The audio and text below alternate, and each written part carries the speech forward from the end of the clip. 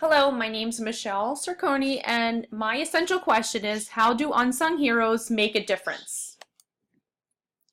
The three stories I selected are Little Melba and Her Big Trombone, 22 Cents, Muhammad Yunus and the Village Bank, and The Secret to Freedom. In Little Melba and Her Big Trombone, this is a story about little Melba when she learns to play the trombone. She also overcomes race and gender issues while becoming a famous musician. In 22 Cents, Muhammad loans a craftswoman 5 taka, or 22 cents, for her to buy materials. This is an inspiring story of economic innovation.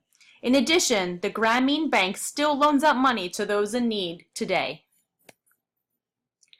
In The Secret to Freedom, Lucy's brother comes home with quilts that feature patterns to help slaves navigate the Underground Railroad. The rationale for my text set is I wanted books that depicted ordinary lives of people that are doing extraordinary things.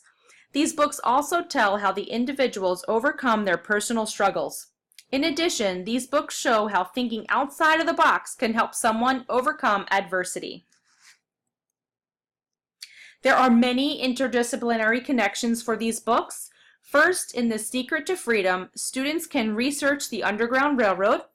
For art, the students can view pictures of the quilts and their patterns. Then they can listen to jazz music just like the music in Melba's book. For technology, students can view the website for the Grameen Bank and learn all about the founder. And for language arts, students can write journals about their unsung hero and even have an award ceremony for them. Since I read Beowulf early in the year, I wanted students to see that heroes don't have to fight dragons to be a hero. I want students to recognize that ordinary people can be heroes too. They can look back onto their lives and find unsung heroes. These books are appropriate for children, but the themes within also make them appropriate for 11th graders too. Plus, my students like to hear children's books as well. I will read these books over a 3-week time span after teaching Beowulf. Before I start the unit, students can define the word hero and the word unsung. The class will come up with their own definition of an unsung hero. When teaching Little Melba, I would start the students by having them define words that they will see in the text.